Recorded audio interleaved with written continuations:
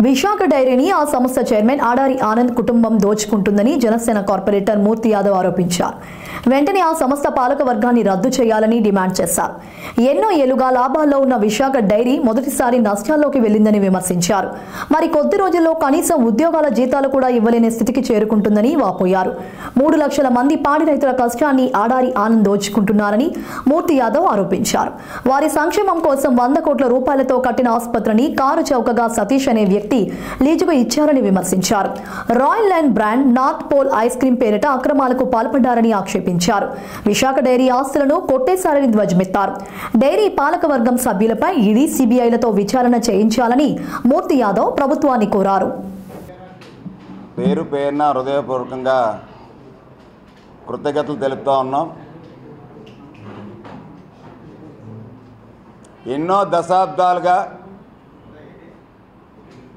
ఉత్తరాంధ్ర జిల్లాల కామధేనుగా ఉన్నటువంటి సుమారు 3 లక్షల రైతుల కుటుంబాల కష్టాన్ని ప్రతిఫలంగా ఏర్పడినటువంటి విశాఖ డైరీ ఏదైతే దశాబ్దాల నుంచి కూడా 2000 కోట్ల రూపాయలు టర్నోవర్కి ఎదిగి ఆంధ్ర రాష్ట్రంలోనే అత్యంత పెద్ద డైరీగా సుమారు 3 లక్షల మంది రైతు సంఘాలు కష్టంతో పైకొచ్చినటువంటి విశాఖ డైరీ చరిత్రలోనే నష్టాల బాటలో పట్టింది. పాడి రైతుల సొమ్ముతో ఆడారి కుటుంబం సోకులు చేసుకుంటుంది. ఆడారి స్వార్థానికి లక్షల మంది పాడి రైతులు బలైపోతున్నారు. 100 కోట్ల విశాఖ డైరీ నిధులు ఆడారి కుటుంబ సభ్యులు, డైరెక్టర్లు స్వాహా చేశారు. అంతేకాకుండా 100 కోట్లతో కట్టినటువంటి కృషి హాస్పిటల్ డాక్టర్ సతీష్ పరం చేసేశారు. రాయల్ లైన్ ఐస్ క్రీం పేరుతో ఆడారి కుటుంబం బినామీ వ్యాపారం చేస్తుంది. కుక్కిరాపల్లిలో 20 ఎకరాల డైరీ ఆస్తుల్ని ఆడారి కుటుంబం కొట్టేసింది. స్కిల్ డెవలప్మెంట్ ముసుగులు 25 కోట్ల రూపాయలు మిలీనియం సాఫ్ట్వేర్ కంపెనీకి బదలాయించేశారు. విశాఖ డైరీలో డైరెక్టర్లే విశాఖ డైరీలో డిస్ట్రిబ్యూటర్లుగా అవతారం ఎత్తి కోట్ల రూపాయలు దోచుకుంటున్నారు. చరిత్రలో మొట్టమొదటిసారి డైరీ నష్టాల బాటను పట్టింది. ఎందుకు పట్టింది? ఈ యొక్క పరిపాలన ఏదైతే పాలకవర్గం ఉందో వాళ్ళ వలన, ఎవరి వలన, ఆడారి కుటుంబం వలన అని చెప్పి అడగటానికి ఈ యొక్క పాత్రికేయ సమావేశం పెట్టడం జరిగింది. 100 కోట్ల దాటి 1000 కోట్లకు వెళ్ళినటువంటి డైరీ అక్రమాలపై సిబిఐ, ఈడీ, ఇన్కమ్ ట్యాక్స్ విచారణ జరిపించాలని చెప్పి ఈ యొక్క పాత్రికేయ సమావేశం పెట్టాం. కూటమి ప్రభుత్వం పాలకవర్గాన్ని వెంటనే రద్దు చేయాలని, పాలనా వ్యవహారాల అధికారులకు బదిలీ చేయాలని మేము కోరుతా ఉన్నాం. ఇది విశాఖ డైరీ యొక్క బోర్డు డైరెక్టర్లు, వాళ్ళ చైర్మన్, ఎండి ఉన్నటువంటి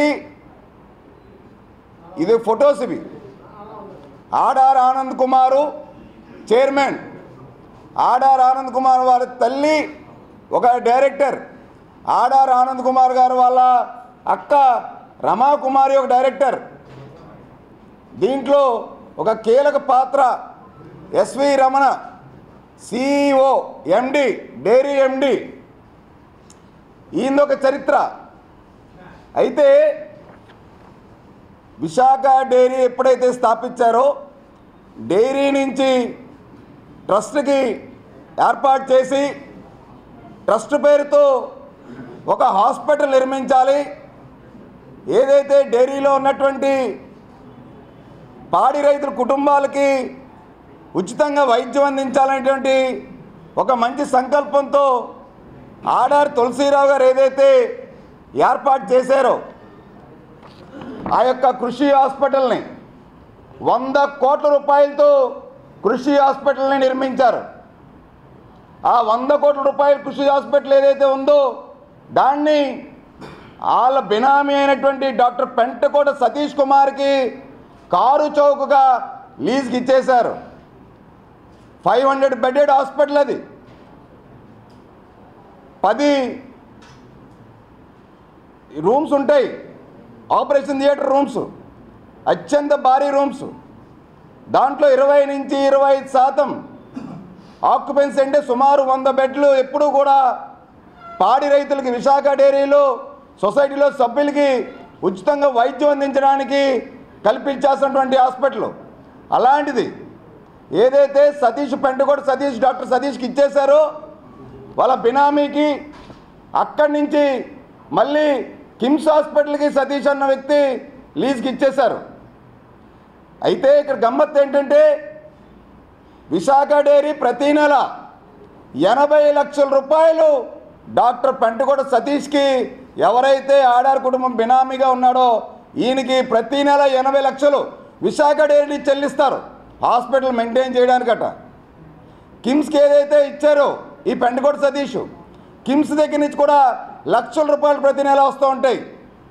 ఇవి ఆడారి ఆనందు పెంటకోట సతీష్ కుమారు పంచుకుంటారు. ఇవి రైతులు ఏదైనా అనారోగ్యంతో వస్తే హాస్పిటల్ జాయిన్ అయితే కేవలం సుఖీభవ కార్డు ఏదైతే రైతులకు ఇచ్చారో విశాఖ డైరీ వాళ్ళు, సుఖీభవ కార్డుని కేవలం 1,00,000 రూపాయలకే పరిమితం చేసి టెస్టుల పేరుతో నామమాత్ర రుసుంతో 1,00,000 రూపాయలు అయిపోయినాయని చెప్పి 7 లక్షలు, 8 లక్షలు, 10 లక్షల రూపాయలు కూడా రైతుల్ని ముక్కుపిండి వసూలు చేసిన సందర్భాలు ఈ హాస్పిటల్లో కోకొల్లలు ఉన్నాయి.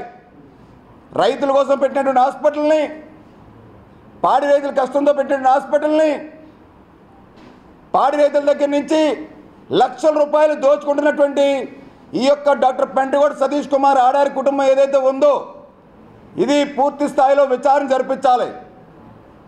ఇంకో విషయం ఏంటంటే ఈ హాస్పిటల్లో ఎవరైతే ఆడారి ఆనంద్ కుమార్ గారు వదిన గారు అనుకుంటా, ఆమె ఇక్కడ ఫార్మసీ నడుపుతారు. ఈ హాస్పిటల్కి నడపడం కాదు, ఫార్మసీకి మందులు అందిస్తారు. ఆ మందులు అందించడానికి ఆవిడ ఒక సూపర్ స్టాకిస్ట్. ఆవిడ ద్వారాగానే బిల్లింగ్ అవుతాయి. ఆ బిల్లింగ్ అయ్యేటువంటి దాంట్లో ఏటా కోట్ల రూపాయలు ఈ యొక్క ఆడారి ఆనంద్ గారు వదిన గారు సుజాత అనేటువంటి వ్యక్తి, ఆమె కోట్ల రూపాయలు మందుల రూపంలో ఆడారి ఆనంద్ గారు కుటుంబం ఏదైతే ఈ హాస్పిటల్ దీంట్లో ముసుగులో కొట్టేస్తున్నారు. ఈ యొక్క సుజాత గారు ఏం చేస్తారు? ఉచితంగా రైతులకి వైద్యం అంటారు, మెడిసిన్స్ ఏంచి జనరిక్ మెడిసిన్స్ ఇస్తారు, అతి తక్కువ మెడిసిన్స్ ఇస్తారు జనరిక్ మెడిసిన్స్. బిల్లింగ్ మాత్రం సుజాత గారు కోట్ల రూపాయల్లో నాణ్యమైనటువంటి మందులు కొంటున్నట్టు హాస్పిటల్లో చూపిస్తారు. ఇది ఒక పెద్ద కుంభకోణం. ఈ కుంభకోణంలో బోల్డ్ అని అంతరార్థాలు ఉన్నాయి. దీనిపైన పూర్తి స్థాయిలో విచారణ జరిపించాలి.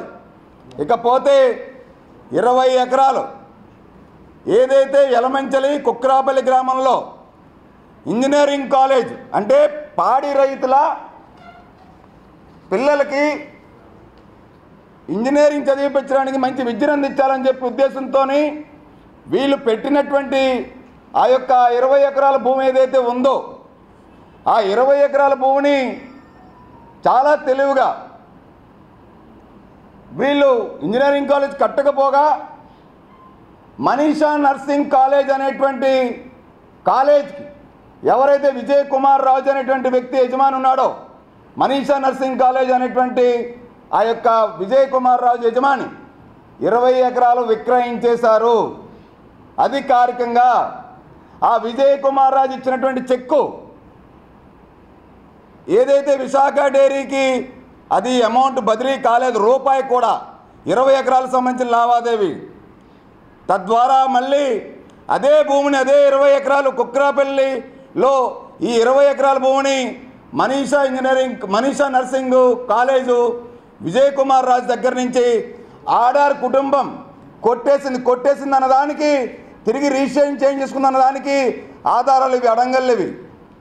ఏదైతే సర్వే నంబర్ 19/2 అనకాపల్లి జిల్లా యలమంచిలి మండలం కుక్రాపల్లి గ్రామంలో వీళ్ళు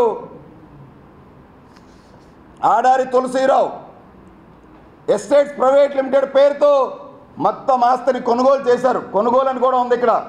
11 ఎకరాలు 96 సెంట్లు, 5 ఎకరాలు 5 సెంట్లు, అలాగే ఆడారి కిషోర్ కుమార్, ఆడారి సంతోష్ కుమారి ఈ 20 ఎకరాలని ట్రస్ట్ భూముల్ని ఇంజనీరింగ్ కాలేజ్ పేరుతో ఏదైతే కొనుగోలు చేశారో, ఇంజనీరింగ్ కాలేజ్ పెట్టకుండా నర్సింగ్ కాలేజ్ బదలాయించి రూపాయి చెల్లించకుండా ఆ నర్సింగ్ కాలేజ్ యజమాని దగ్గర నుంచి తిరిగి ఆడార్ కుటుంబం మొత్తం 20 ఎకరాల ట్రస్ట్ భూమిని కొట్టేసింది. అసలు ట్రస్ట్ భూమిని ట్రస్ట్లో ఉన్నటువంటి సభ్యులు దోచేయచ్చండి?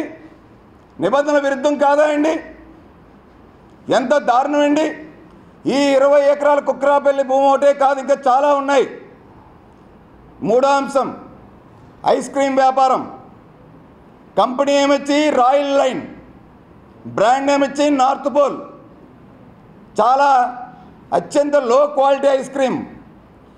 మొత్తం రా మెటీరియల్ అంతా విశాఖ డైరీ సప్లై చేస్తుంది. అయితే ఆ ice cream parlour, ice cream company ఎక్కడ పెట్టారు వీళ్ళు? మీ అందరికీ తెలుసు, విజయసాయి గారు శాంతి. ఆ శాంతి గారు ఎండోమెంట్ దాంట్లో వీళ్ళు పెట్టారు. ఆ ఎండోమెంట్ దాంట్లో ఏదైతే వీళ్ళు పెట్టారో